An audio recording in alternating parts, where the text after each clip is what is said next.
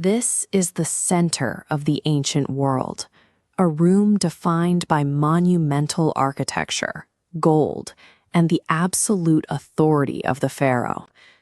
Everything here is designed to make a single human feel small. Standing on the polished stone is an 80-year-old shepherd. He has no army, no wealth, and no political standing. His vulnerability goes deeper than his clothes. Moses is a man with a documented speech impediment. He is someone whose tongue catches when he tries to speak, and who, in this moment, is experiencing a very real, paralyzing terror. This creates a logic problem.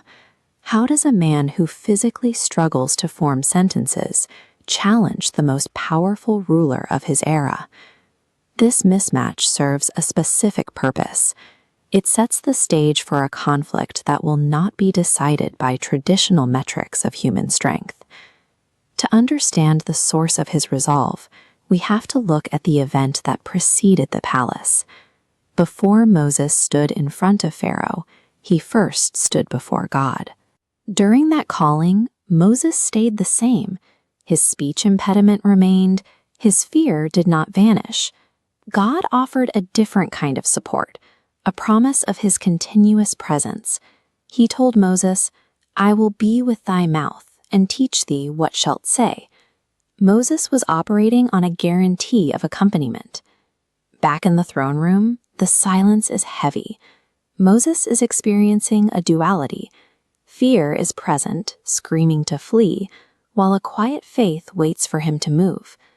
Readiness for this confrontation did not require Moses to reach personal perfection.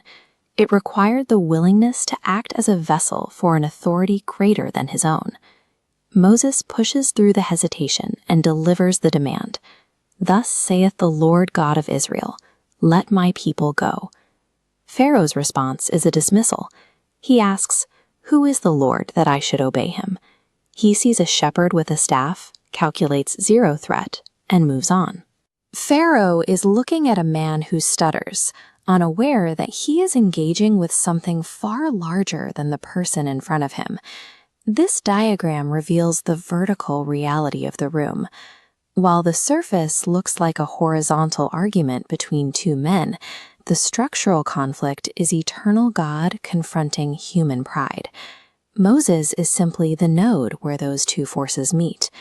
When we evaluate a situation based solely on the human visible capabilities, we often miss the underlying power dynamics at play. The immediate result of Moses' obedience is a setback. Pharaoh hardens his heart and doubles the workload on the Israelites. By most standards of leadership, the first step has backfired. This illustrates the weak vessel principle. In this framework, God selects people who lack the natural ability to complete the task. A small, defined container receives a massive external input of power. As the output flows from the container, the discrepancy between the vessel's size and the power's scale makes the source obvious. The result exceeds human capacity, so the strength is recognized as external.